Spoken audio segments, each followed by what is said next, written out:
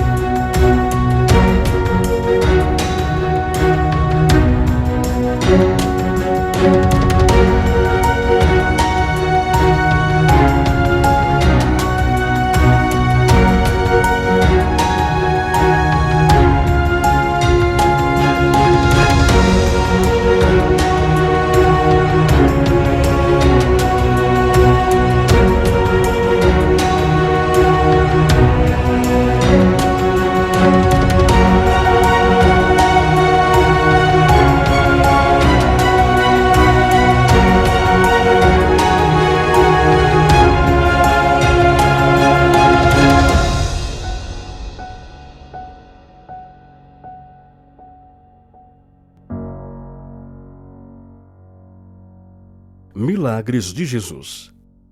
Jesus cura cego de nascença. Sejam todos bem-vindos a mais uma Quinta com Péricles Ramos. A semana passou muito rápido e eu vou confessar que eu gostei, sabe? Pois eu gosto demais desses nossos estudos, dessas nossas reuniões aqui que nós estamos falando sobre os milagres de Jesus. Que coisa impressionante, né? A cada milagre, nós aprendemos um pouquinho mais do grande e profundo amor de nosso Deus. E quando nós estudamos esses milagres, nós podemos ver a ação de Deus na vida do ser humano e também tiramos lições preciosas, maravilhosas para a nossa vida espiritual. E eu quero parabenizar a você. É isso mesmo, parabenizar você, porque retira esse tempinho da sua semana para aprender, para desenvolver, para conhecer e para meditar sobre o amor de Jesus Cristo. A maior preocupação do cristão é transmitir as mensagens de salvação, sabia? Porque Jesus falou, ide por todo mundo pregando o evangelho. Mas nem todos têm características de um pregador ou de um evangelista. Mas você pode ser um evangelista digital, enviando mensagens para aquelas pessoas, amigas, conhecidos, colegas de trabalho, parentes, pessoas que você deseja que tenham a mesma alegria, que tenham o mesmo conhecimento e que também deseja que elas sejam salvas. Sabe, isso é muito fácil. Basta usar o seu computador, seu smartphone, seu tablet, não é isso? Mas Jesus falou para pregarmos a mensagem ao mundo, não somente com os nossos amigos, nossos queridos, né? Então você pode divulgar a mensagem. Como assim divulgar a mensagem sem enviar para um amigo ou um parente ou conhecido? Simples. Quando você se inscreve no canal, quando você participa do chat, quando você deixa seu comentário ali abaixo do vídeo, o que ocorre? O YouTube entende que aquele conteúdo é bom, que aquele conteúdo é relevante, e ele mesmo começa agora a promover, a divulgar a mensagem. Então, você ao participar, você ao compartilhar, você ao interagir, você está se tornando realmente um evangelista digital, tá certo? Então, aproveite o momento, se inscreva no canal, por favor, deixe seus comentários, tanto abaixo do vídeo como na interação no chat. O nosso amigo de hoje é uma pessoa que já esteve aqui no canal em outro momento e todo mundo gostou. E desde então eu tenho tentado aqui trazê-lo novamente, mas é difícil. A agenda do homem é complicada, viu? Muitas atividades e às vezes marcamos e somos obrigados a trocar a data, mas pela graça de Deus ele está hoje aqui e vai trazer uma mensagem que vai falar fundo ao nosso coração, tá certo? É o nosso amigo pastor Diego Barros. Tudo bem, pastor Diego? Tudo bem, Péricles? Como é que está aí você, nossa audiência? Um abraço para todos que nos assistem de todos os lugares do Brasil e do mundo que acompanham esse programa especial. A gente está muito bem e feliz em voltar aqui para poder ter mais um estudo da Palavra de Deus. Pastor, onde o senhor está trabalhando atualmente e quais são as suas atividades? Hoje eu trabalho no Nordeste do Brasil, no escritório da Igreja Adventista do Sétimo Dia, que administra 6 estados do Nordeste do Brasil, de Alagoas até o Piauí, geograficamente. Aqui somos 130 mil adventistas, espalhados em aproximadamente 2.500 congregações, e a gente está muito feliz, sabe? Hoje eu lidero jovens, desbravadores e aventureiros. Desbravadores e aventureiros são um departamento da igreja que mistura um pouco de atividades relacionadas com escotismo e também atividades espirituais, e a gente está passando por esse período, enfrentando as dificuldades e glorificando o nome do Senhor, porque o povo de Deus continua firme na palavra de Deus. Amém, amém. Quer dizer, então, que o senhor é de Caruaru? Eu conheço Caruaru, eu estudei ali no ENA, o primeiro ano de teologia. Para quem não sabe, o ENA era a nossa faculdade em Pernambuco e ficava na cidade de Belém de Maria. O senhor é de Caruaru? Sou de Caruaru. Ah, eu estive lá em Caruaru, agora não reconheci mais nada. Eu comecei meu primeiro ano no ENA, né? Foi mesmo, né? Legal. Aí eu tentei encontrar alguns amigos que moravam ali, mas mudou tanto, aquela feira se tornou uma cidade, né? Eu não conheço, não sei mais achar o local onde ele morava. Mudou muita coisa mesmo. Eu estudei em 82, hein? Faz tempo, faz tempo. Minha turma está se aposentando, meu amigo. Tem que trazer vocês anos. Agora aqui. Oi? Já fazem 40 anos, né? Praticamente. Rapaz, é muito tempo, né? É muito tempo. Mas eu não estou querendo me aposentar, não, viu? Eu quero queimar mais um pouquinho aí. Pois é, legal. Pastor, o senhor tem quanto tempo de experiência? Eu sou pastor há 7 anos e meio, para ser bem preciso contigo. São 7 anos e 7 meses, para ser mais exato. Isso é muito bom. Quem dera que eu tivesse 7 anos e 7 meses de atividade. Estaria feliz da vida, né? Muito pois bem. É. Mas eu estou muito feliz que você tenha conseguido aí um tempinho na sua agenda, que é concorrido, pessoal. Olha, vocês não sabem o trabalho que deu para segurar esse homem um dia aqui, viu? Mas antes de compartilhar, eu queria fazer uma oração, certo? Podemos fazer uma oração? Claro. Então, você poderia fechar seus olhos, não é isso? Pensar em Deus e ouvir as nossas palavras. Querido Deus, Pai de amor, de bondade, nós te agradecemos pelo privilégio de estudarmos a tua palavra mais uma vez. Mas nesse momento, suplicamos que tu possa nos orientar, possa abrir nossa mente, nosso coração, para entendermos as grandes verdades. E essas verdades possam ser um ponto de partida para um novo relacionamento contigo. Essas bênçãos nós pedimos que possam recair também sobre o pastor Diego, para que ele possa ser um porta-voz da tua palavra. É o que te pedimos em Cristo Jesus. Amém, Senhor. Meu amigo, agora é contigo. Vou ficar quietinho aqui só assistindo, viu? Tudo bem.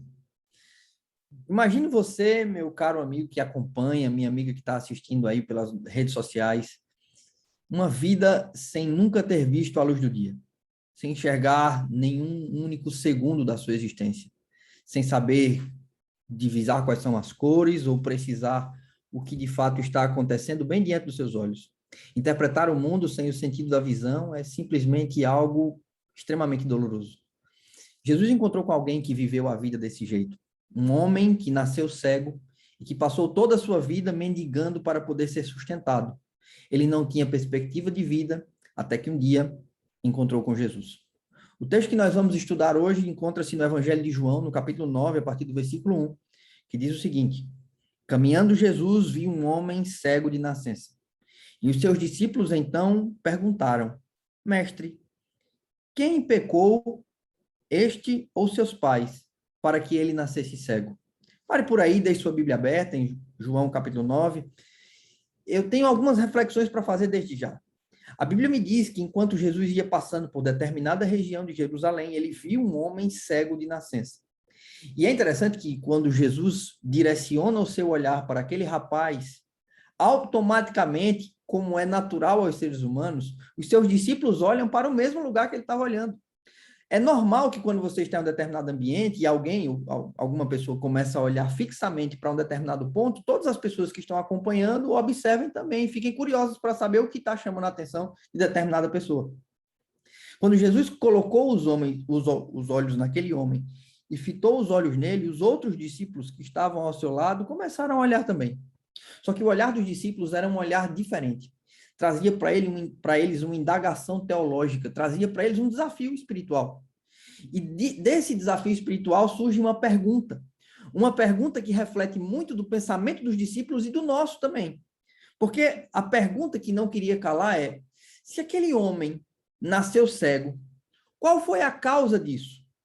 Por trás dessa pergunta, há um questionamento muito mais forte, que acompanha a humanidade por milênios. Por que coisas ruins acontecem com pessoas boas?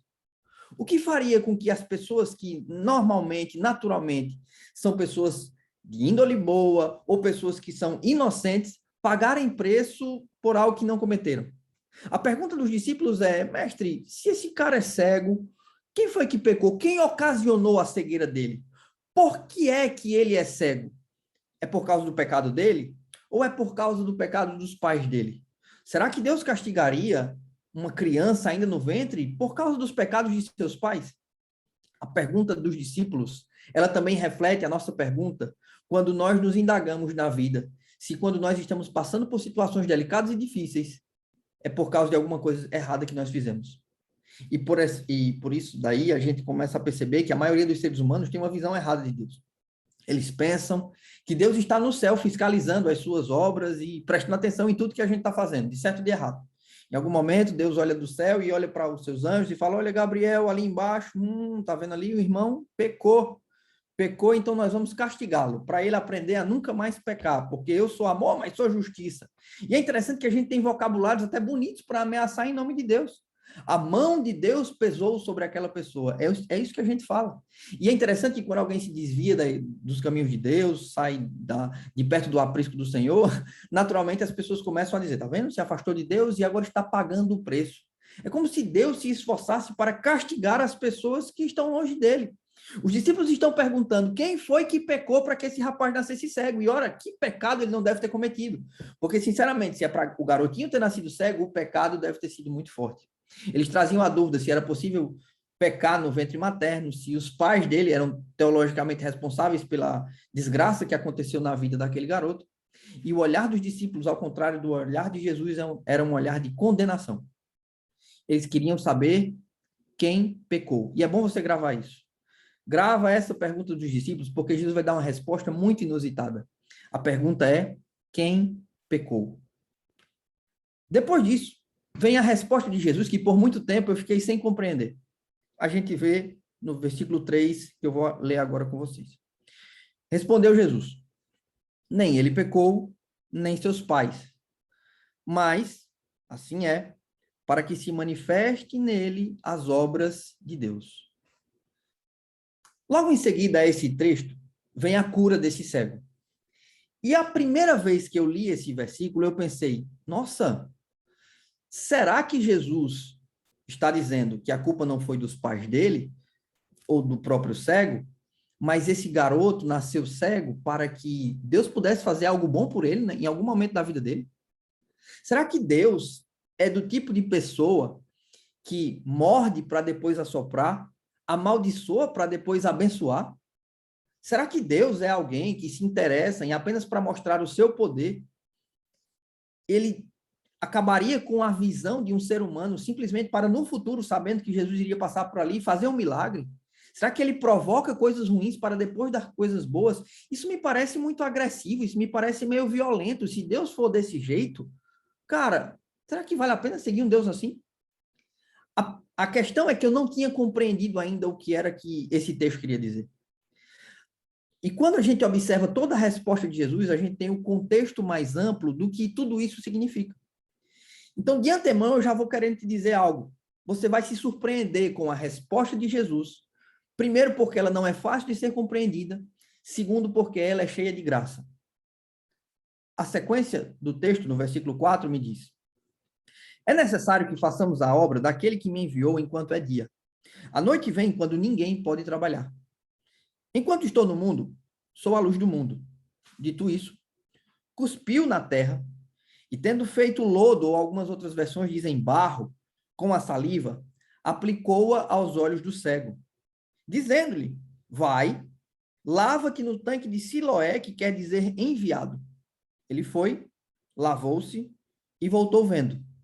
Eu vou dar um pulo aqui para o versículo 14, somente para que vocês tenham um pouco mais de noção, que aqui tem uma pista especial sobre esse milagre. O versículo 14 diz, e era sábado, o dia em que Jesus fez lodo e lhe abriu os olhos. Amigos, quando eu paro para ouvir essa história, ela me deixa com muita dúvida a princípio, porque a Bíblia me apresenta agora Jesus dizendo coisas que não parecem fazer o mínimo sentido.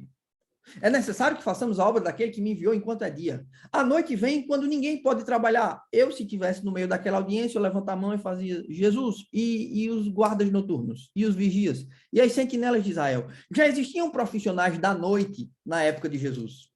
Então, provavelmente, ele não está falando no sentido literal. A introdução de Jesus não me leva para uma conclusão de que as suas palavras são literais. Então, eu devo percebê-las nas entrelinhas de forma simbólica. E aí, depois de ele ter dito assim, é necessário que façamos a obra daquele que me enviou enquanto é dia, a noite vem quando ninguém pode trabalhar, enquanto estou no mundo, eu sou a luz do mundo. Tá, Jesus, quem perguntou se o Senhor é a luz do mundo? Não parece haver conexão, a princípio, quando você dá uma lida superficial nesse texto.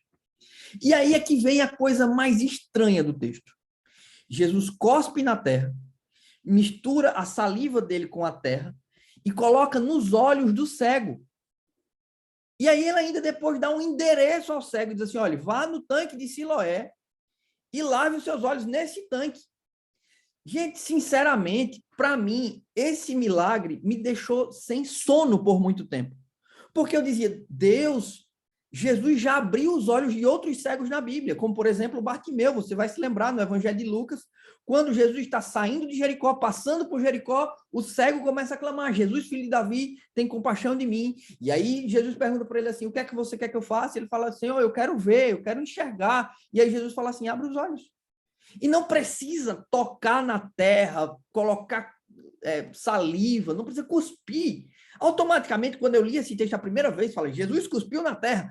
Eu preciso confessar para vocês que a primeira palavra que veio na minha cabeça foi eca. E isso aí me deixou muito chateado e muito fascinado ao mesmo tempo, porque será que os poderes de Jesus miraculosos estão se acabando, que ele agora precisa utilizar de recursos minerais da sua saliva para poder curar o cego? Será que é algum tipo de mandinga que ele está fazendo ali? E obviamente que não.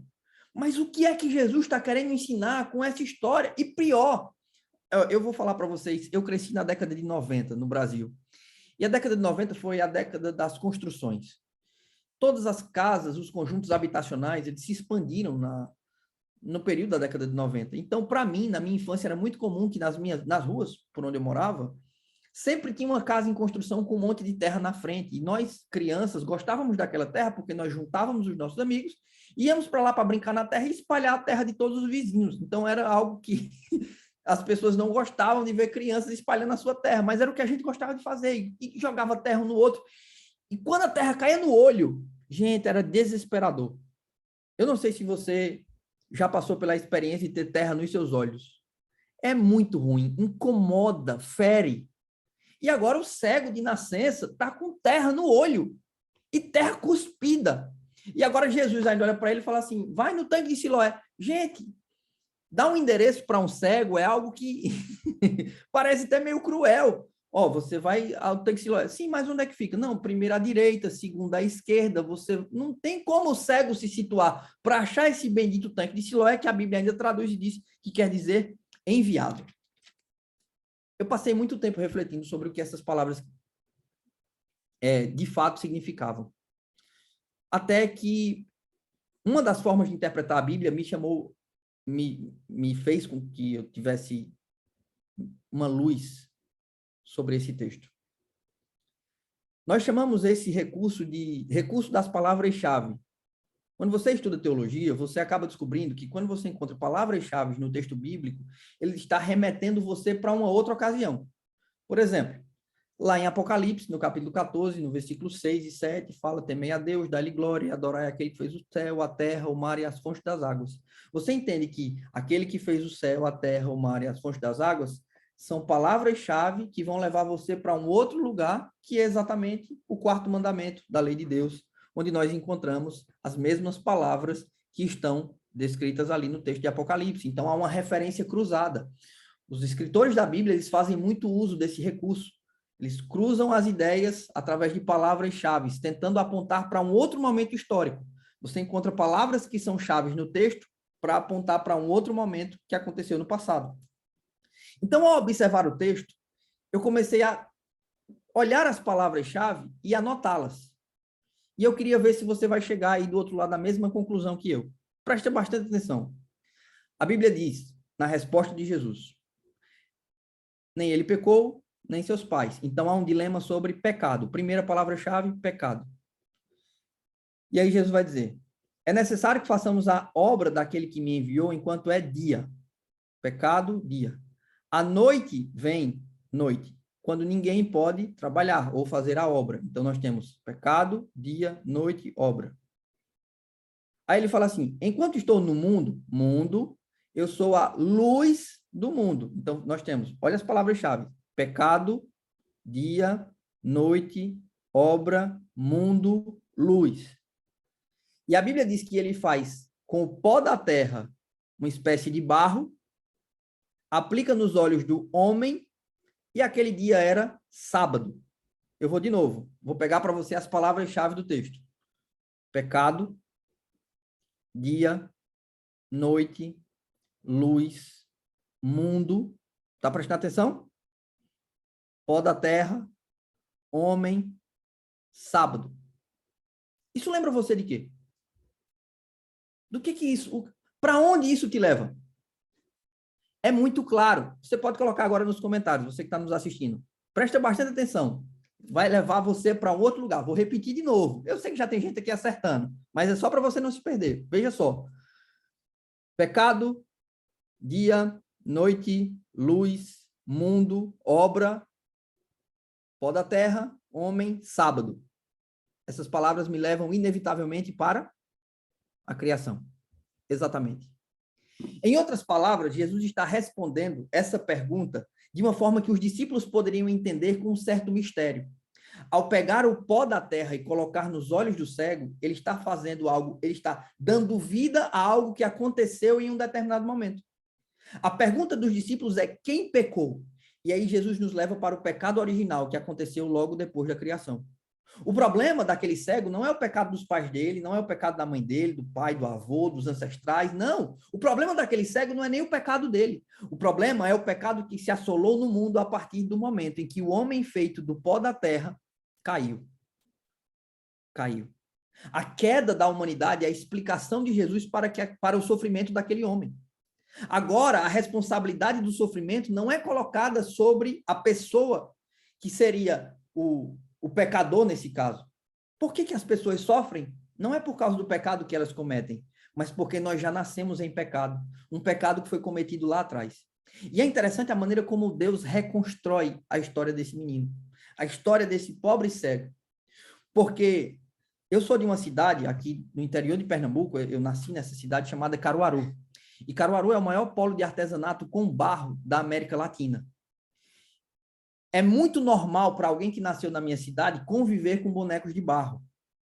E nós temos alguns lugares, especificamente, um dos lugares chamado Alto do Moura, que é onde tem um polo, um centro de formação de artesãos para trabalhar com barro. E ao visitar o Alto do Moura, você vai ver os artesãos fazendo vários bonequinhos com o barro. E em determinado momento, se esses bonecos caírem e se quebrarem, no local que eles são quebrados, para consertar aquele boneco que quebrou, o bonequinho de barro que quebrou, o artesão vai lançar mão de mais barro para completar aquela fissura e para que ela seja preenchida. Quando eu transporto isso para o ambiente espiritual, eu vejo Deus que tinha feito o seu bonequinho de barro, Adão, fazendo agora a mesma coisa com aquele cego. O homem caiu em pecado. E a consequência do pecado sobre aquele cego é que agora ele tinha perdido a visão. E agora é como se Jesus tivesse, o Criador estivesse completando o que faltava para que o bonequinho ficasse perfeito. É o artesão refazendo a sua obra. Porque a resposta de Jesus não é simplesmente a culpa é de Adão que pecou lá atrás. Ele não fala somente isso, ele está dizendo assim, ó, não importa o pecado que aconteceu lá atrás, o que importa é a salvação que eu tenho hoje para você. O que importa é que hoje eu posso te refazer. O que importa é que eu criei no passado e agora eu posso recriar. O que importa é que a história da humanidade não foi definida no Jardim do Éden, ela foi definida no Jardim do Calvário. E eu olho para esse texto e eu penso, Deus, que maravilha. Quando nós observamos a história desse homem cego de nascença, nós vemos agora o poder de recriação de Deus a partir dos mesmos elementos de forma didática. Não é que Deus precisava do barro para refazer. Não, não é isso. É que ele didaticamente queria mostrar para as pessoas que estavam perguntando para ele quem pecou para que aquele homem nascesse cego, que embora o pecado seja algo extremamente agressivo, doloroso e ruim, Deus tem a solução através de Jesus Cristo. E em Jesus Cristo, o recriador da humanidade, o segundo Adão, nós somos refeitos. Ah, agora eu entendo. Os discípulos perguntaram, mestre, quem pecou? O olhar dos discípulos era um olhar de condenação, mas o olhar de Jesus era um olhar de graça. Ele não estava preocupado com o efeito do pecado na vida daquele cego, simplesmente. Ele estava preocupado em algo que ele e a sua igreja poderiam fazer na vida daquele rapaz. Isso resolve parte do questionamento. Afinal de contas, entendemos a resposta de Jesus. E se você lembrar, isso me ajudou até naquela parte do versículo 3, quando fala assim, é assim para que se manifeste nele as obras de Deus. E nessa hora eu vejo que não foi que Deus planejou que aquele garoto nascesse cego, é que os planos de Deus incluem resgatar e restaurar toda a humanidade. É assim porque tem que ser assim. Não é assim somente com ele, é assim com todos nós. Não é que Deus causa a cegueira, mas há um efeito sobre a cegueira que é redentor, um efeito de restauração que aquele cego experimentou. Só que o endereço? Como é que Jesus, ele poderia ter terminado a aula ali? Não precisava ter mandado o camarada para o tanque de Siloé. Não precisava. Poucas vezes na Bíblia nós encontramos a tradução de um termo aramaico, especificamente de um ponto geográfico, para a língua, para o vernáculo daqueles dias, né? Nesse caso, ele está traduzindo do aramaico o nome Siloé para o grego. E ele está explicando que quer dizer enviado. Enviado. E é interessante que a obra de Cristo, ela é muito clara no Evangelho de João. Porque no Evangelho de João, você tem um personagem, especificamente, que é enviado. Porque Jesus poderia mandar ele para qualquer outro lugar. Mas preste atenção, ele está mandando o cego para o enviado. Agora, quem é o enviado no Evangelho de João? Será que você consegue lembrar? Eu vou ler só um texto, mas vou citar outros para que você tenha uma percepção um pouco mais aguçada sobre quem é esse ser ou esse indivíduo que é enviado por Deus nesse Evangelho, no quarto Evangelho. João, capítulo 16, o versículo 7, diz assim, ó, presta atenção. Mas eu vos digo a verdade, convém-vos que eu vá, porque se eu não for, o Consolador não virá para vocês. Porém, se eu for, eu vou-lo enviarei.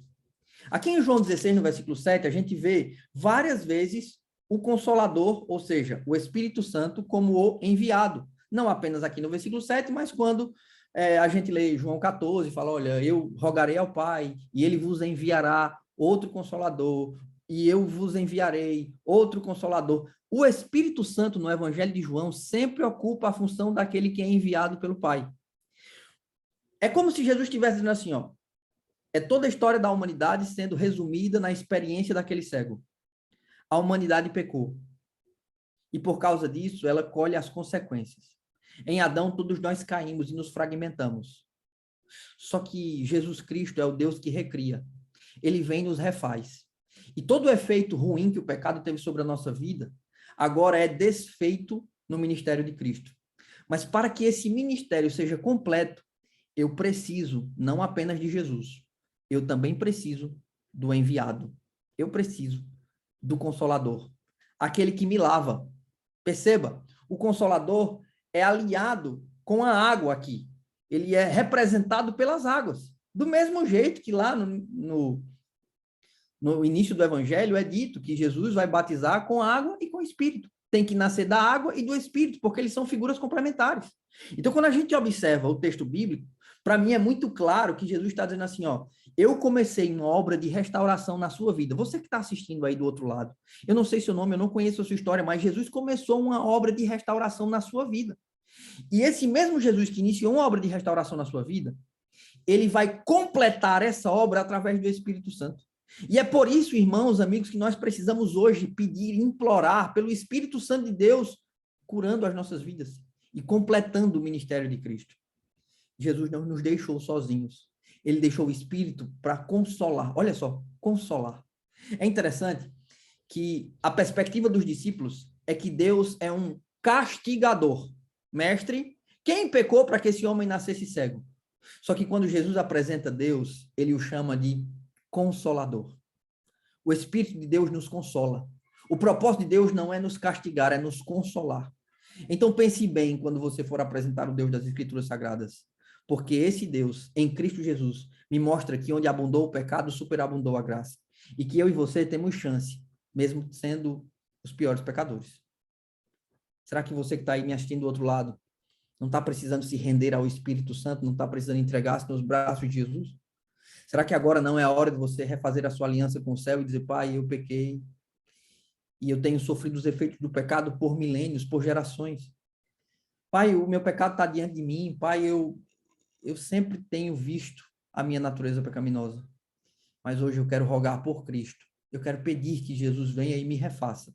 Assim como quero pedir também pelo batismo do Espírito Santo. E para que o Espírito Santo entre na minha vida, faça morada em mim e revolucione a minha existência.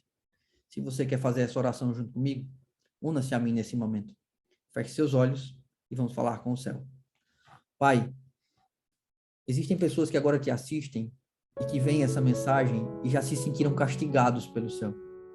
Eles olham para a vida deles e pensam que as coisas que eles sofreram, de alguma maneira, foi resultado de experiências negativas, de pecados que eles presenciaram, ou até mesmo que eles protagonizaram.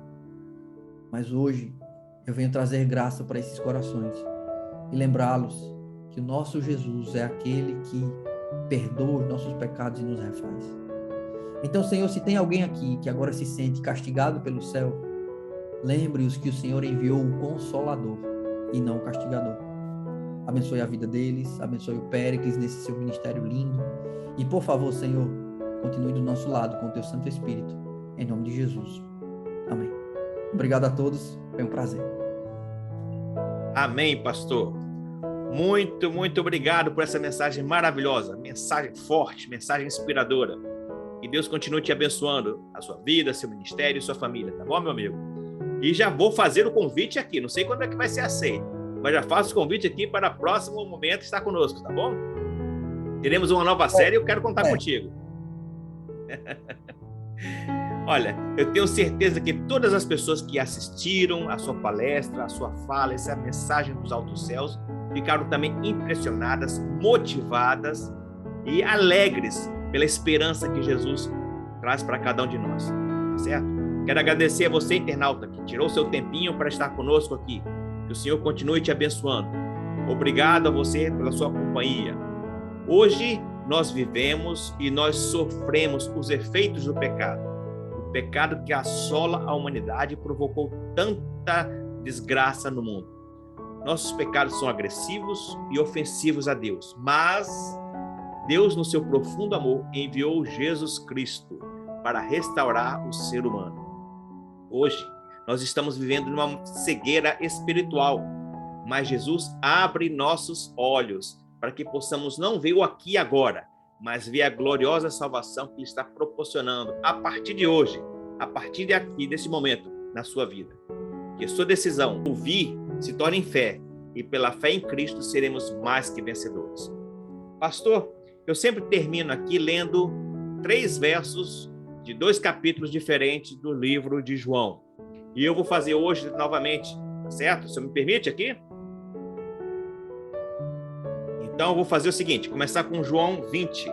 A Bíblia de hoje é a Bíblia, a tradução da Sociedade Bíblica Britânica, que diz o seguinte: Jesus fez na presença dos seus discípulos muitos outros sinais que não estão escritos neste livro.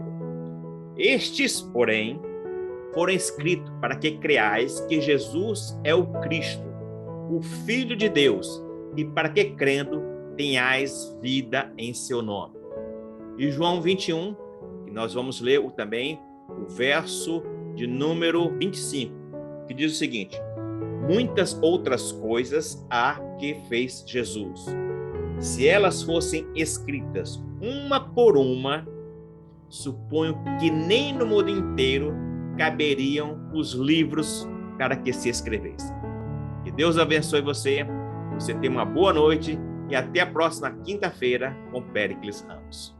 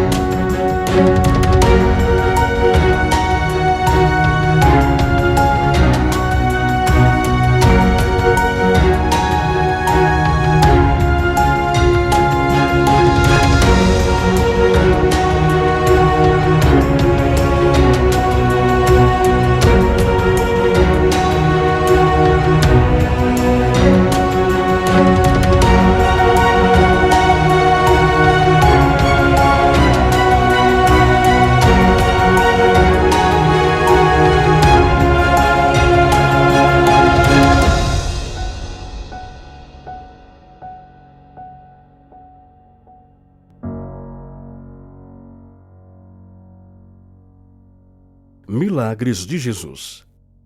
Jesus cura cego de nascença.